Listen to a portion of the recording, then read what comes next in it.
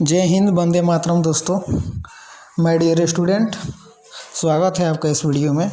और आज हम लोग परावर्तन, अपवर्तन तथा मानव नेत्र का जो शेष भाग 2 बच गया था उसको हम लोग क्लियर करेंगे। और आप लोग थोड़ा वीडियो को शेयर करते जाएं। उत्तल दर्पण से बना प्रतिबिंब। तो उत्तल दर्पण में किस तरह का प्रतिबिंब बनता है? तो इस प्रश्न का जो ऑप्शन है सीधा और आवर्धित है, यानी आवर्धित मतलब बड़ा, तो ये तो होगा नहीं। उसके बाद उल्टा और आवर्धित, उल्टा तो बनता नहीं है। थर्ड ऑप्शन जो है आपका दोनों, तो ये इनमें से तो दोनों तो है ही नहीं, तो दोनों कहाँ से, ये भी नहीं हुआ। अर्थात आपका राइट आंसर जाता है इनमें से कोई नहीं। और आपका सेकंड क्वेश्चन है, उत्तल लेंस में प्रतिबिंब बनता है। देखिए, उत्तल लेंस की बात की गई है यहाँ पर। किसकी बात की गई है? अगर हम उत्तल लेंस के बारे में आपको बता दें तो उत्तल लेंस में जो इमेज है रियल बनता है, वर्चुअल बनता है। उत्तल लेंस में प्रतिबिंब जो होता है आभासी और वास्तविक दोनों बनता है। इसलिए आपका राइट आंसर कौन जाएगा? दोनों, ऑप्शन नंबर सी, यानी कि दोनों। ठीक है, तो चलिए नेक्स्ट क्वेश्चन, थर्ड क्वेश्चन है आपका। आप क्वेश्चन को देखिए, क्या करें कि अवतल दर्पण के सामने वस्तु को कहाँ रखा जाए जिससे प्रतिबिंब उल्टा, वास्तविक और समान आकार में बने। आप ध्यान दीजिए इस पर, कहाँ रखेंगे हम लोग? वक्रता केंद्र पर। अगर हम अवतल दर्पण में क्या करते हैं, अवतल दर्पण में वस्तु को क्या कहाँ रखते हैं?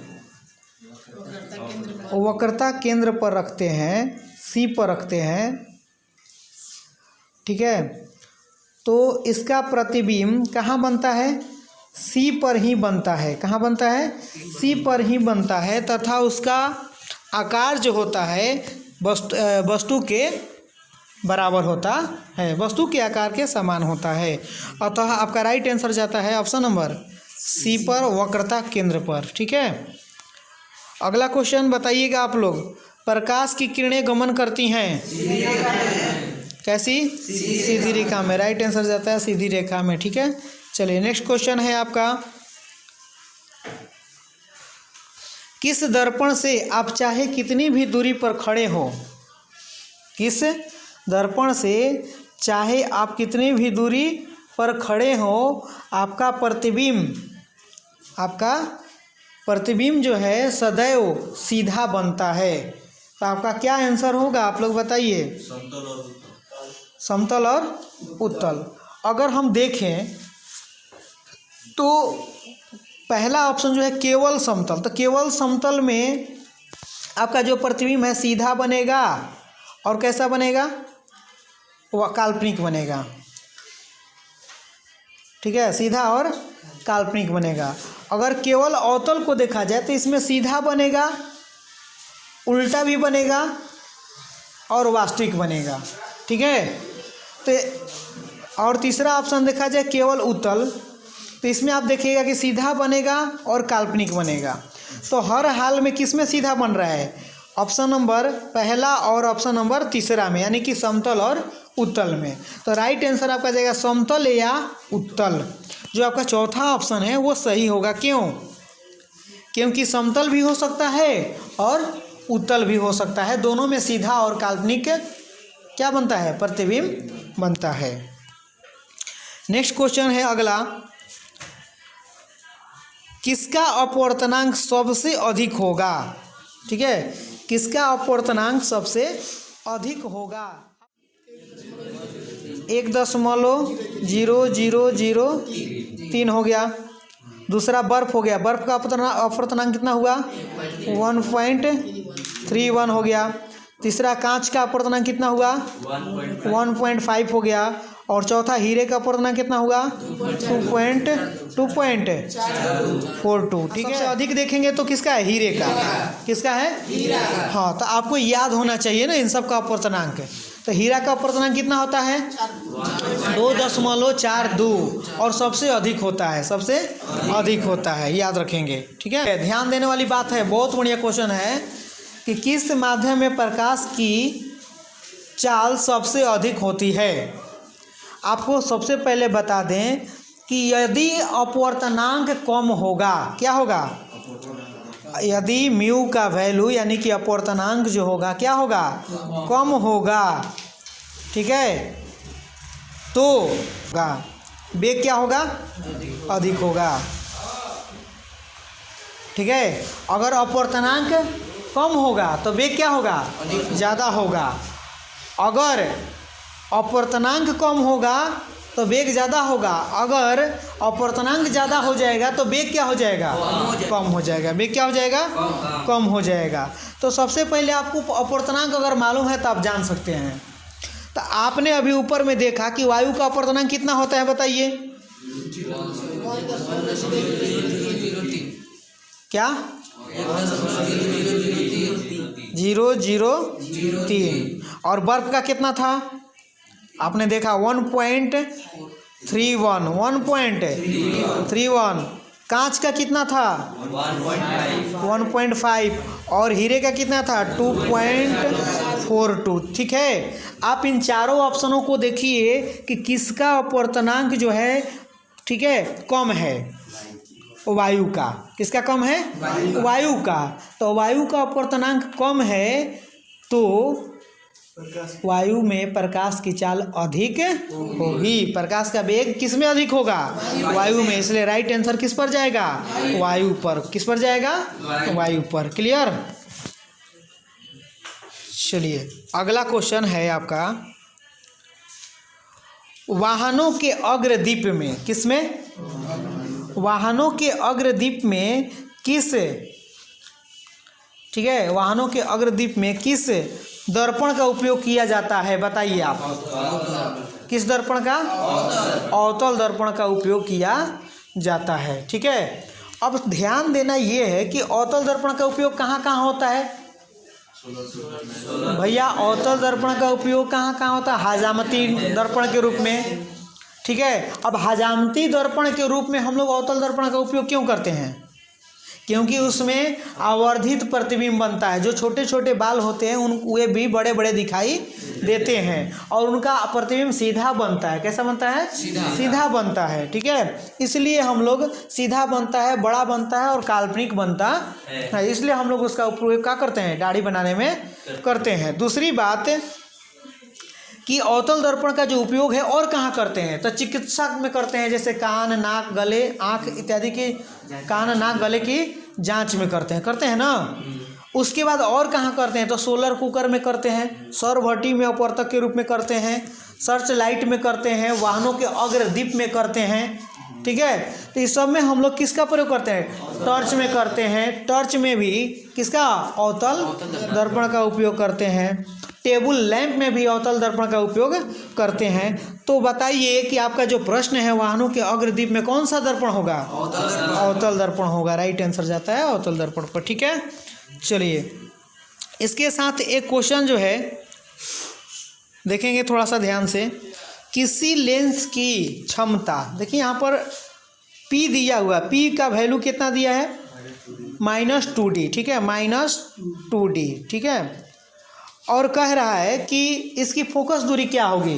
तो हमको मालूम है ना P बराबर क्या होता है, P बराबर क्या होता है, 1/f होता है। ठीक है, 1/f होता है। अब बताइए कि क्षमता किसे कहते हैं, यहाँ से हमको पहले बता दीजिए आप लोग कि क्षमता किसे कहते हैं, लेंस की क्षमता किसे कहते हैं। कोई बताइए, क्या बता रहा है, बोलिए।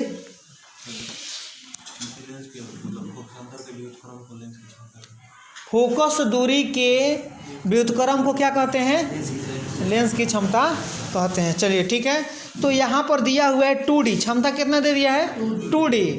आपको क्या निकालना है, फोकस दूरी। क्या निकालना आपको, हाँ, माइनस में 2D है, किस में है, ध्यान रखेंगे। तो -2D दिया हुआ है, फोकस दूरी निकालेंगे तो क्या हो जाएगा आपका, F = क्या हो जाएगा। अगर F लाइएगा तो 1/-2 हो जाएगा कि नहीं, यानी कि -1/2 हो जाएगा। अब जब इसका डिवाइड करिएगा तो -0 कितना हो जाएगा, 5 मीटर हो जाएगा ना। कितना हो जाएगा, -0.5 5 मीटर। ऑप्शन नंबर कौन होगा? लास्ट वाला डी, ठीक ना।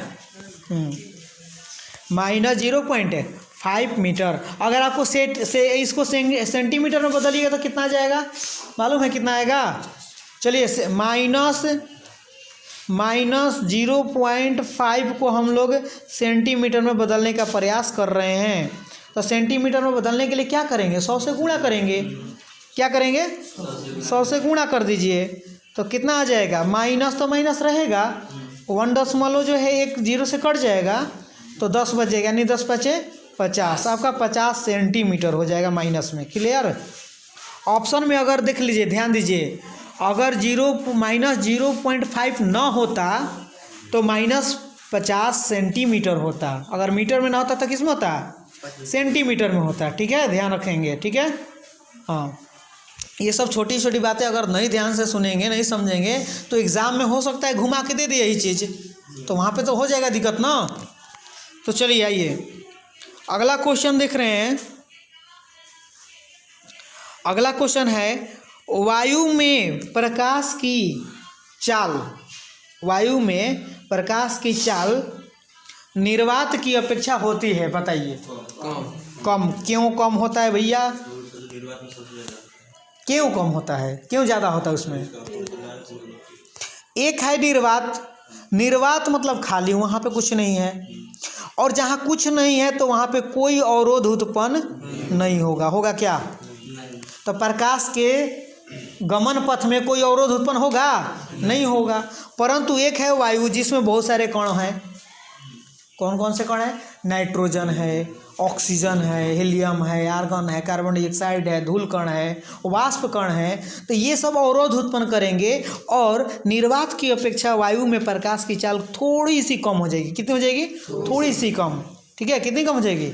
थोड़ी सी कम। ठीक है, वायु में हो जाएगा 2.9 × 10⁸ मीटर प्रति सेकेंड। ठीक है, और जबकि निर्वात में होगा 3 × 10⁸ मीटर प्रति सेकंड। 1 पॉइंट का अंतर है ना, थोड़ी सी अंतर हो जाता है। ठीक है, ज़्यादा नहीं। फिर है कि मानव नेत्र, ठीक है, मानव नेत्र में लेंस होता है। कौन सा लेंस होता है भैया? कौन सा लेंस होता है? उत्तल लेंस होता है। मानव नेत्र में कौन सा लेंस होता है? उत्तल लेंस होता है। ठीक है, चलिए अगला क्वेश्चन है आपका कि जो नेत्र निकट की वस्तुओं को देख सकता है, ध्यान दीजिएगा, जो नेत्र निकट की वस्तुओं को क्या कर सकता है? देख सकता है, स्पष्ट देख सकता है, उसमें कौन सा दोष है?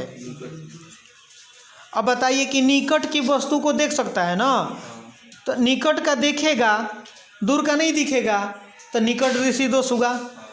अगर निकट वाला में निकट का दिखेगा तो दूर का नहीं दिखेगा। इसमें क्या होता है? दूर का नहीं दिखता है, परंतु निकट का स्पष्ट दिखता है ना, तो इसको हम लोग क्या कहते हैं? निकट दृष्टि दोष कहते हैं। ठीक है, इसी के साथ आपको बता दें कि जो दूरदृष्टि होता है उसमें क्या होता है? जो दूरदृष्टि होता है ना, उसमें क्या होता है? दूर का तो दिखता है, दूर का स्पष्ट दिखेगा, परंतु ठीक है, परंतु निकट का नहीं दिखेगा। ठीक है, अच्छा ये बात बताइए हमको कि जरा दृष्टि दोष किसे कहते हैं? जरा दृष्टि दोष किसे कहेंगे? हाँ, यह बुढ़ापे में होता है। कहाँ होता है? कब होता है? जरा दृष्टि दोष कब होता है? बुढ़ापे में होता है। ठीक है, कब होता है? बुढ़ापे में होता है। जब आदमी बूढ़ा हो जाता है तो उस समय कौन सा रोग होता है? जरा दृष्टि दोष होता है। इसमें होता क्या है कि जो रोग होता है ना, यह इसमें प्रत्यावस्था, नेत्र लेंस जो होता है इसमें प्रत्यावस्था खो जाती है, सिलियरी पेशियों की संवेदन क्षमता कम हो जाती है, घट जाती है, जिसके कारण ये रोग उत्पन्न होता है। इसमें व्यक्ति को कैसा लेंस चाहिए?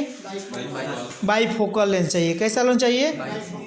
बाइफोकल लेंस चाहिए। किसके लिए? जरा दृष्टि दोष के लिए। अच्छा एक और बात बताइए, निकट दृष्टि दोष के लिए कौन सा लेंस चाहिए?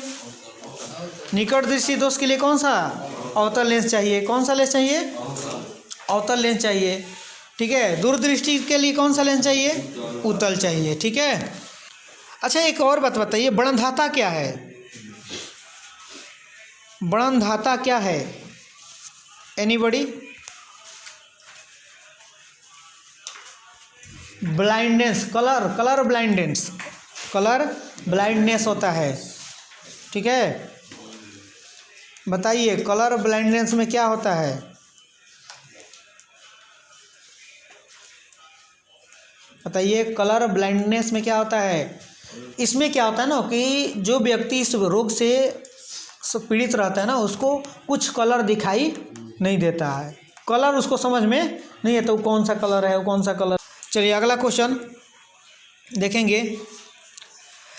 एक एंगस्ट्रॉम का मान होता है, कितना होता है? कितना होता है? 10 के पावर माइनस 10 मीटर। ई मीटर में है, सारा मान किस में है? ये मीटर में। तो एक एंगस्ट्रॉम में कितना मीटर होता है? 10 के पावर माइनस 10 मीटर होता है। अगर सेंटीमीटर में पूछ दिया जाए आपसे तो याद रखिएगा, एक एंगस्ट्रॉम में सेंटीमीटर में अगर पूछा जाए तो इसका वैल्यू हो जाएगा 10 के पावर माइनस 8, क्योंकि 2 को जीरो खत्म हो जाएगा इसका, ठीक है। सेंटीमीटर क्या हो जाएगा? सेंटीमीटर। तो बताइए एक एंगस्ट्रॉम का मान कितना होता है मीटर में? 10 के पावर माइनस 10, राइट आंसर जाता है 10 के पावर माइनस 10। क्लियर है? मार रहे हैं, ठीक है। हाँ, लेकिन एक बार बताइए एक एंगस्ट्रॉम में कितना सेंटीमीटर होता है? 10 के पावर माइनस 8 सेंटीमीटर। चलिए ठीक है। अगला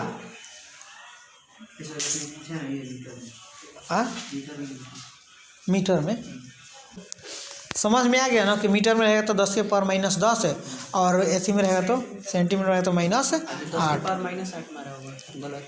चलिए आइए अगला क्वेश्चन है आपका, ध्यान दीजिएगा। श्वेत प्रकाश मिलने से बना होता है, कितने रंगों से? 7 रंगों के मिलने से बनता है। बहुत बढ़िया। चलिए नेक्स्ट क्वेश्चन है आपका, प्रकाश के किस रंग का तरंगदैर्घ्य अधिक होता है? बताइए किसका अधिक होता है? लाल का। किसका होता है? लाल का। कितना होता है लाल का? 7900। कितना होता है? 7900 एंगस्ट्रॉम। तरंगदैर्घ्य को एंगस्ट्रॉम में मापा जाता है, ध्यान रखिएगा। तरंगदैर्घ्य को किस में मापा जाता है? एंगस्ट्रॉम में मापा जाता है, ठीक है। लाल रंग का कितना होता है तरंगदैर्घ्य? हाँ 7900 एंगस्ट्रॉम, ठीक है। क्लियर है? तो राइट आंसर कौन है? लाल। कौन है? इसमें और थोड़ा आपको बता दें कि बैंगनी रंग का तरंगदैर्घ्य कितना होता है? बैंगनी रंग का होता है 4000, यानी कि 4000 एंगस्ट्रॉम होता है। कितना होता है? 4000 एंगस्ट्रॉम होता है। पीले रंग का कितना होता है? तो पीले रंग का होता है 5800। कितना होता है? हाँ 5800 एंगस्ट्रॉम होता है। और नीला रंग भी है आपका इसमें, तो नीले रंग का तरंगदैर्घ्य कितना हो जाएगा? 4800। कितना हो जाएगा? 4800, 48 एंगस्ट्रॉम हो जाएगा। क्लियर? आपने चारों ऑप्शन का तरंगदैर्घ्य जान गए, याद रहेगा। बोलिए लाल का कितना तरंगदैर्घ्य होता है? बैंगनी का कितना होता है? कितना होता है? और पीले का 5800, यानी कि 5800 या 5800 एंगस्ट्रॉम होता है ना। और नीले रंग का कितना? 4800, ठीक है। चलिए नेक्स्ट क्वेश्चन, नेत्र की फोकस दूरी। ध्यान देंगे, क्या कर रहे हैं? नेत्र की फोकस दूरी। नेत्र की फोकस दूरी कम हो जाने से कौन सा दृष्टि दोष होता है? कौन सा दृष्टि दोष होता है? बताइए। देखिए नेत्र की फोकस दूरी अगर कम हो जाती है ना तो निकट दृष्टि दोष होता है। कौन सा होता है? निकट दृष्टि दोष होता है। राइट आंसर जाता है निकट दृष्टि दोष, ठीक है। कौन सा होगा? निकट दृष्टि दोष होगा। हो गया? ऑप्शन में जौन में मारे हैं निकट दृष्टि दोष है ना, वो सही है, ठीक है। अब ध्यान से सुनिए, निकट दृष्टि दोष कम होने से होता है ना, लेकिन दूर दृष्टि दोष क्या हो जाता है? दूर दृष्टि दोष में बढ़ जाता है। क्या हो जाता है? हाँ नेत्र लेंस जो होता है कि फोकस दूरी अगर बढ़ जाए तो कौन सा दृष्टि दोष होगा? दूर। कौन सा होगा? दूरदृष्टि दोष होगा। क्लियर? इसका राइट आंसर कौन हुआ? निकट दृष्टि दोष। ठीक है, चलिए अगला क्वेश्चन है पुतली। पुतली की साइज को कौन नियंत्रित करता है? बताइए, पुतली की साइज को कौन नियंत्रित करता है? बताइएगा। परितारिका। कौन करता है? परितारिका। ठीक है, क्यों? पुतली जो होता है आइरिस के मध्य में, आइरिस की परितारिका के मध्य में एक छोटा सा छिद्र होता है जिसे हम पुतली कहते हैं। ठीक है, तो पुतली उसके बीच में होता है। तो अगर आइरिस यानी परितारिका का आकार बड़ा छोटा होगा तो पुतली का आकार बड़ा छोटा होगा। इसलिए कौन नियंत्रित करता है? परितारिका। राइट आंसर जाएगा परितारिका। इसको आइरिस भी कहते हैं, याद रखेंगे कि इसको क्या कहते हैं? आइरिस भी कहते हैं। अगला क्वेश्चन है, ठीक है, अगला क्वेश्चन है कि किस रंग का विचलन न्यूनतम होता है? किस रंग का विचलन न्यूनतम होता है यानी कि कम होता है, सबसे कम होता है? इसमें ऑप्शन में देखिए क्या दिया है, लाल, बैगनी, पीला और नीला। आपको बता दें कि जिस रंग का तरंगदैर्घ्य, ठीक है, ज़्यादा होगा उसका विचलन कम होगा। ठीक है, अगर तरंगदैर्घ्य लैम्डा का मान ज़्यादा होगा तो विचलन क्या होगा? विचलन क्या होगा? हाँ, तरंगदैर्घ्य का मान अगर ज़्यादा होगा तो विचलन क्या होगा? कम होगा। ठीक है, विचलन क्या होगा? कम होगा। अगर तरंगदैर्घ्य का मान कम होगा, तरंगदैर्घ्य का मान कम होगा तो विचलन क्या हो जाएगा? ज़्यादा हो जाएगा। ठीक है, तो आप ध्यान दीजिए कि सबसे ज़्यादा तरंगदैर्घ्य किसका होता है? रेड का होता है।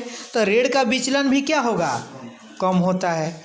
रेड का विचलन सबसे कम होता है। सबसे ऊपर में देखिएगा कलर में, वर्णपट में तो रेड होता है ना। हाँ, और रेड का बताइए तरंगदैर्घ्य कितना होता है? रेड का तरंगदैर्घ्य बताइए, अभी तुरंत बताए हैं। 7900 एंगस्ट्रॉम होता है कि नहीं होता है? 7900 एंगस्ट्रॉम। याद रखिए इसको ना, याद होना चाहिए, क्वेश्चन आ सकता है। तो राइट आंसर कौन होगा? लाल। कौन सा होगा? लाल। किस रंग का विचलन कम होता है? लाल का। किसका होता है? लाल का। जो दो मारे होंगे ना, दो ऑप्शन में, उसको गलती करिएगा। चलिए नेक्स्ट क्वेश्चन है आपका, न्यूनतम दूर बिंदु क्या होता है? न्यूनतम दूर बिंदु क्या होता है? 25 सेंटीमीटर। राइट आंसर हो जाएगा 25 सेंटीमीटर। कोई मीटरों में मार दिया होगा जी, देखना, कोई मीटरों में मार दिया होगा। राइट आंसर होगा सेंटीमीटर, 25 सेंटीमीटर बी। चलिए नेक्स्ट क्वेश्चन है, अधिकतम दूर बिंदु क्या होता है? अनंत होता है। ठीक है, अनंत होता है। चलिए अगला क्वेश्चन है, नेत्र में प्रवेश करने वाले प्रकाश के किरणों का अधिकांश अपवर्तन होता है कर्निया के बाहरी पृष्ठ पर। राइट आंसर जाता है कर्निया के बाहरी पृष्ठ पर। कहाँ पर? कर्निया के बाहरी पृष्ठ पर। हो गया। चलिए अगला क्वेश्चन आपका है, दीर्घ दृष्टि दोष का निवारण के लिए किस लेंस का उपयोग किया जाता है? किसका? उत्तल का। बहुत बढ़िया। उत्तल लेंस का उपयोग किसके लिए किया जाता है? दीर्घ दृष्टि के लिए किया जाता है। तो राइट आंसर जाएगा उत्तल लेंस। ठीक है, तो चलिए आपसे सवाल है इसी पर, अवतल लेंस का उपयोग किस दृष्टि दोष के लिए करते हैं? निकट के लिए। किसके लिए करते हैं? निकट दृष्टि दोष के लिए करते हैं। बाइफोकल लेंस किसके लिए करते हैं? जरा दृष्टि दोष के लिए करते हैं। और बेलनाकार लेंस किसके लिए करते हैं? अबिंदुकता के लिए। किसके लिए? अबिंदुकता के लिए करते हैं। चलिए बहुत बढ़िया। अगला क्वेश्चन, तारों का टिमटिमाना परिघटना है, किसका है? किसका है? वायुमंडलीय अपवर्तन है। तारों का टिमटिमाना वायुमंडलीय अपवर्तन की घटना है। और थोड़ा सा ध्यान दीजिए आप कि और क्या क्या होता है। तारों का टिमटिमाना तो सही बात है, और इसके साथ साथ क्या होता है? तारों का टिमटिमाना हो गया, तारों का आभासी स्थिति दिखना हो गया, सूर्योदय, ठीक है, सूर्योदय 2 मिनट पहले ही सूरज दिखना, ये सब क्या है? अपवर्तन के कारण होता है, वायुमंडलीय अपवर्तन के कारण होता है। ठीक है। अच्छा, आपसे एक सवाल है, इसका राइट आंसर क्या हुआ बताइए? वायुमंडलीय अपवर्तन, ठीक है, या प्रकाश का अपवर्तन भी कह सकते हैं। इसमें कुछ चीज़ें हैं, ठीक है, आपसे पूछे जाएंगे प्रकीर्णन क्या है। तो जो प्रकाश होता है ना, तो जो प्रकाश जब किसी वस्तु पर पड़ता है तो वो वस्तु अपने अंदर उस प्रकाश को अवशोषित कर लेता है और पुनः उसको क्या करता है? फैलाता है। तो इस प्रक्रिया को ही क्या कहते हैं? प्रकीर्णन कहते हैं। क्लियर? आप बता सकते हैं परावर्तन किसे कहते हैं? प्रकाश का परावर्तन किसे कहते हैं? बोलिए, सब कोई बोल सकता है, बोलिए।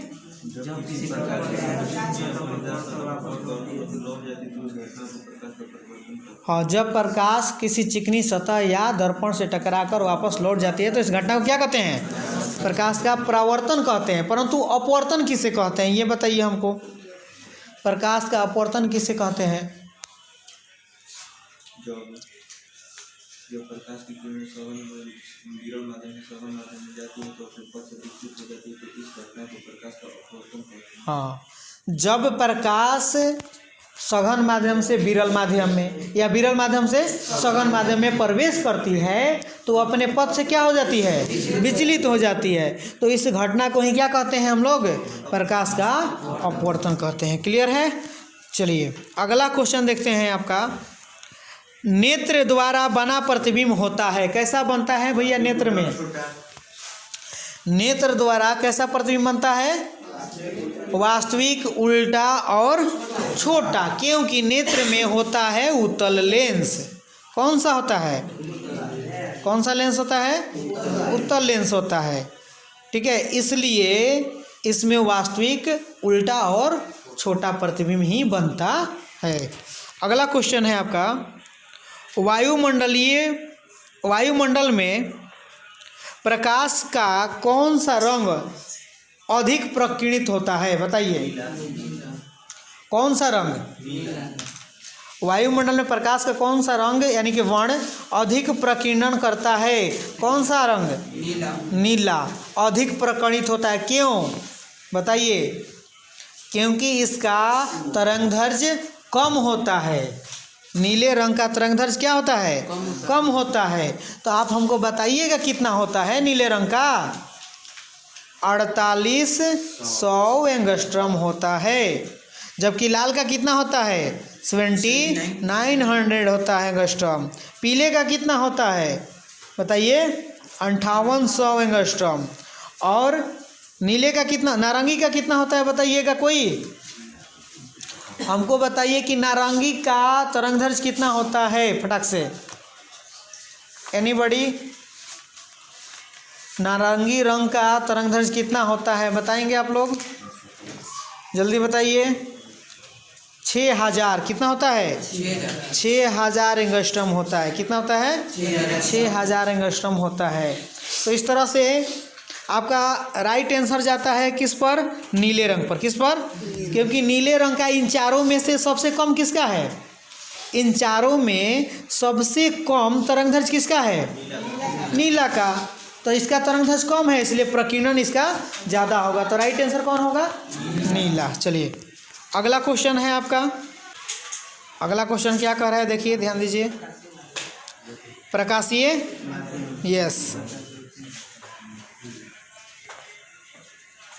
आपका क्वेश्चन है प्रकाशीय माध्यम कितने प्रकार के होते हैं बताइए? प्रकाशीय माध्यम कितने प्रकार के होते हैं? एनीबॉडी? कोई बताइए। कौन कौन? बोलिए, कौन कौन? प्रकाशीय माध्यम 2 प्रकार के होते हैं। कितने प्रकार के होते हैं? 2 प्रकार के होते हैं। एक होता है समांगी माध्यम और दूसरा होता है विषमांगी माध्यम। ठीक है, एक होता है समांगी और एक होता है विषमांगी। ठीक है, तो बताइए प्रकाशीय माध्यम कितने प्रकार का होता है? ठीक है, कौन कौन? समांगी और विषमांगी। ठीक है, अगला प्रश्न देखते हैं। अभी सब हम लोग क्वेश्चन देखिए पहले इसमें जान गए डिस्कशन में। दाढ़ी यानी कि हजामती दर्पण के लिए कौन सा दर्पण? अवतल दर्पण। बहुत बढ़िया, राइट आंसर अब तो अवतल के साथ। प्रकाश के अपवर्तन के कितने नियम होते हैं? 2 होते हैं। पहला नियम बताइएगा। आपतन कोण बराबर होता है परावर्तन कोण के, तथा दूसरा नियम क्या होता है? अच्छा, तो क्या होता है? प्रकाश के अपवर्तन के कितने नियम? 2 नियम होते हैं। पहला नियम कौन होता है बताइए? अच्छा नहीं, साइन आपतन कोण की जया, आपतन कोण की जया और अपवर्तन कोण की जया, यानी कि साइन आई बटा में साइन आर जो होता है एक नियतांक होता है जिसे म्यू द्वारा सूचित करते हैं और इसे अपवर्तनांक भी कहा जाता है। तो बताइए प्रकाश के अपवर्तन के कितने नियम होते हैं? 2 होते हैं। पहला कौन सा नियम है बता ना? दूसरा? चलिए ठीक है। अगला क्वेश्चन, लेंस में मुख्य फोकस की संख्या कितनी होती है? 2 होती है। हम लोग लेंस जब देखे थे ना F1 और F2 दोनों तरफ है। ठीक है, मुख्य फोकस कितने होते हैं? 2 होते हैं। चलिए ठीक है। अगला क्वेश्चन है, किसी माध्यम के अपवर्तनांक म्यू का मान होता है साइन आई बटा में साइन आर। ऑप्शन नंबर दूसरा। अगला क्वेश्चन है, अभिसारी लेंस किसे कहते हैं? अभिसारी लेंस किसे कहते हैं? क्यों कहते हैं इसको अभिसारी लेंस? अभिसरित करता है। क्या करता है? अभिसरित करता है। राइट आंसर जाता है उत्तल लेंस पर, मतलब एक जगह इकट्ठा करता है। हाँ हो गया ना। चलिए अगला क्वेश्चन देखिए। अगला क्वेश्चन है, अवतल लेंस का आवर्धन यानी कि m बराबर होता है, उसका सूत्र क्या होता है? क्या होता है? v by you. Right answer जाता है किस पर? चौथा पर, डी पर ना। हाँ, m बराबर क्या हो जाता है भैया? v बाई यू हो जाता है। प्रतिबिंब की ऊंचाई और बटा में वस्तु की ऊंचाई। ठीक है, चलिए अगला क्वेश्चन है, परावर्तन के कितने नियम होते हैं? देखिए परावर्तन के 2 नियम होते हैं। पहला नियम क्या है? आपतन कोण और परावर्तन कोण बराबर होते हैं। ठीक है, दूसरा नियम होता है आपतित किरण, परावर्तित किरण तथा विलंब तीनों एक ही तल में होते हैं। ठीक है, अगला क्वेश्चन है, ध्यान दीजिएगा। एक देखिए क्वेश्चन देखिए थोड़ा सा कैसा है। एक पारदर्शी गोलीय कवच गोल है, कैसा है? गोल है, पारदर्शी है और कैसा है? गोल है कि बाहरी त्रिज्या, ध्यान दीजिएगा, बाहरी त्रिज्या ठीक है कैसी है? बाहरी त्रिज्या कितनी है? 20 सेंटीमीटर है और आंतरिक त्रिज्या कितना है? 19.8 सेंटीमीटर है। ठीक है, तो त्रिज्या आपतित प्रकाश के लिए कैसा व्यवहार करेगा? उतला अवतल लेंस जैसा है, इस तरह से इसका प्रकार है ना। ये होता है उतला अवतल लेंस, इसीलिए लेंस की भांति होगा। राइट आंसर जाएगा लेंस की भांति। किस पर जाएगा? उत्तल लेंस। कौन सी लेंस? उत्तल लेंस की तरह। इसमें माइनस प्लस अगर आप देख लेते हैं तो हो जाता है। कह रहा है कि किसी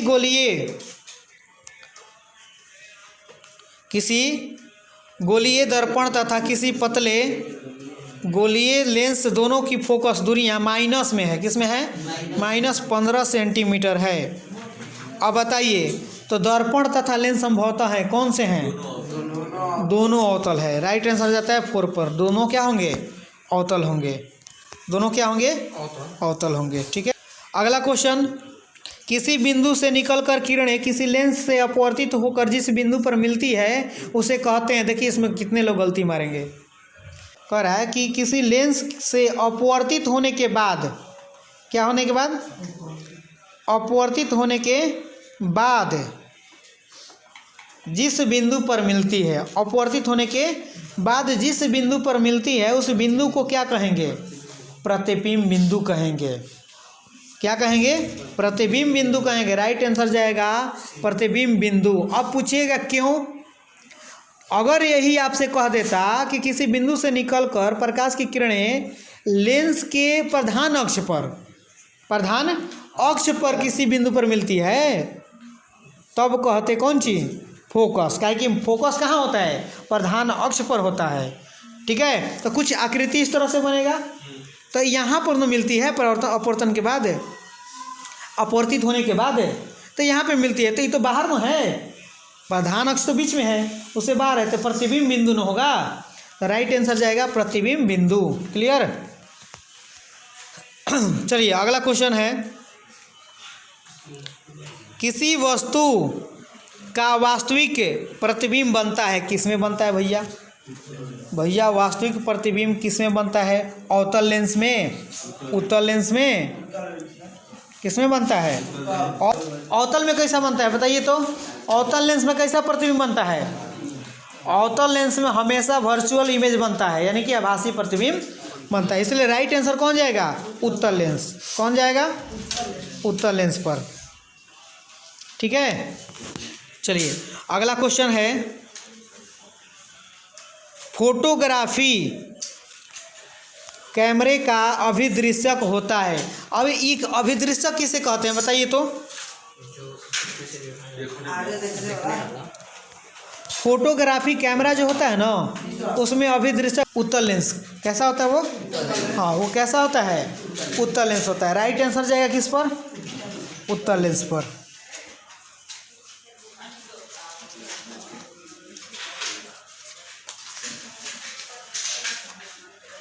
हो गया जी। याद रखेंगे, कैमरा में लेंस के निकट एक लेंस होता है जिसे हम लोग अभिदृश्यक लेंस कहते हैं, वो उत्तल होता है। कैसा होता है? उत्तल होता है। चलिए अगला क्वेश्चन है, आवर्धक का एसआई मात्रक बताइएगा। क्या होता है ये? मात्रक विहीन होता है। क्यों मात्रक विहीन होता है? क्योंकि m बराबर हम लोग जानते हैं ना क्या होता है? v/u होता है, और दोनों जो है समान राशि है। कैसी है? समान राशि है, इसलिए क्या होगा? इसका कोई मात्रक नहीं होगा। ठीक है, तो राइट आंसर जाता है मात्रक विहीन। अगला क्वेश्चन है, किसी शब्दकोश के छोटे अक्षरों को पढ़ने के लिए आप किस लेंस का उपयोग करिएगा बताइए? 5 सेंटीमीटर के उत्तल लेंस का प्रयोग करेंगे। याद रखेंगे, किससे करेंगे? 5 सेंटीमीटर फोकस दूरी वाले एक उत्तल लेंस का प्रयोग करेंगे। राइट आंसर जाता है बी पर। अगला क्वेश्चन है आपका, प्रकाश की चाल या वेग न्यूनतम होती है, किसमें होती है बताइए? किसमें? निर्वात में। क्या कह रहा है क्वेश्चन? आपको दिखाई दे रहा है? प्रकाश की चाल यानी कि वेग न्यूनतम होती है। न्यूनतम का मतलब सबसे कम। तो किस में होता है? सबसे कम किस में होता है? एक बात याद रखिएगा कि जो ठोस पदार्थ होता है ना, उसमें उसकी आकर्षण बल मजबूत होता है, उसकी सघनता ज़्यादा होती है, तो उसमें प्रकाश की चाल कम होगा, क्योंकि ज़्यादा अवरोध उत्पन्न होगा ना। आप देखिए निर्वात में प्रकाश की चाल कितना होता है बताइए? 3 × 10⁸ मीटर प्रति सेकेंड। जल में कितना होता है प्रकाश की चाल? जल में होता है 2.25 × 10⁸ मीटर प्रति सेकेंड। वायु में बताइए कितना हो जाएगा? 2.9। अभी तुरंत बताए ना, 2.9 × 10⁸ मीटर प्रति सेकेंड। अब आप कहिएगा वायु और निर्वात, तो अगर वायु और निर्वात की बात की जाए, दोनों में अगर तुलना की जाए, तो बताया है ना कि थोड़ा सा का अंतर होता है। ठीक है, जो कांच होता है, कांच में होता है 2 × 10⁸ ठीक है 8 मीटर प्रति सेकेंड। ठीक है। तो सबसे कम किस में हुआ? कांच में। किस में हुआ? जैसा कि आप देख रहे हैं इसमें कि सबसे कम किस में हुआ? कांच में। तो आपका राइट आंसर किस पर जाएगा? कांच पर। राइट आंसर होगा कांच, ठीक है।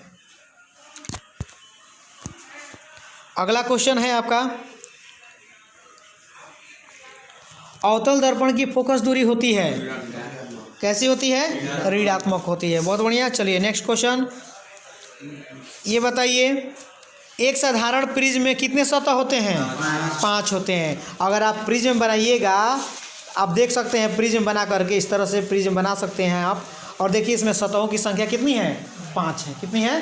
5 है, ठीक है। तो राइट आंसर जाएगा 5 पर। क्लियर। अगला क्वेश्चन है,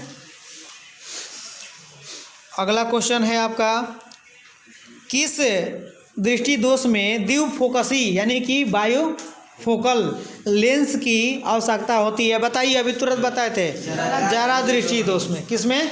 जरा दृष्टि दोष। राइट आंसर होगा जरा दृष्टि दोष।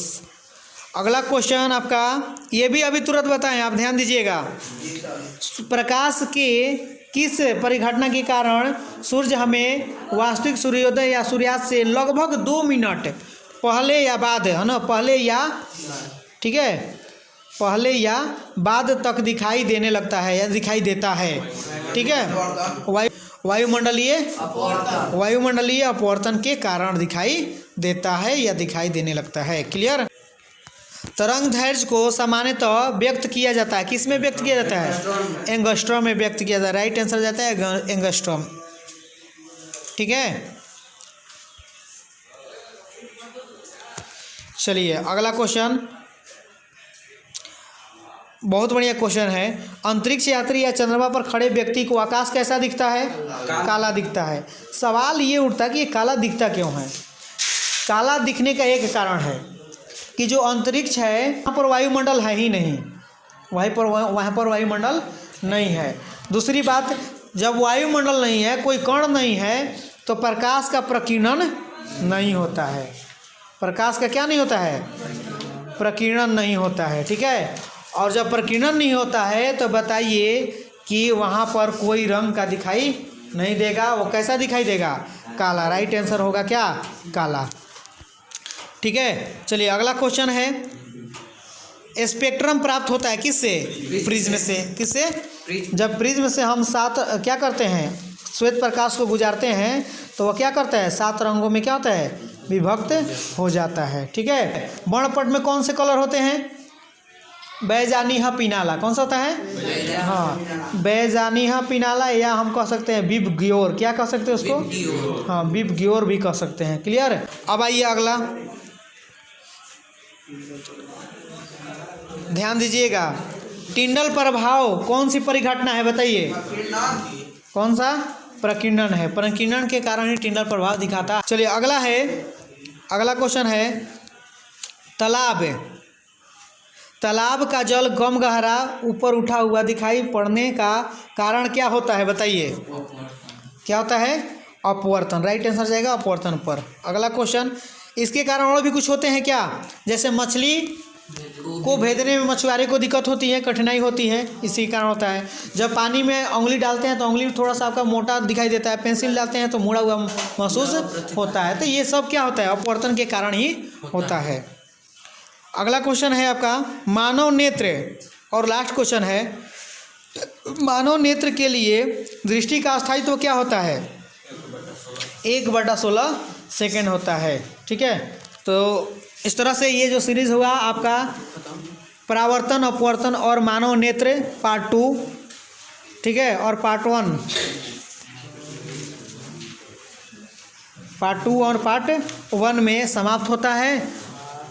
तो अगले चैप्टर के लिए हम लोग रेडी रहेंगे। जय हिंद, जय भारत।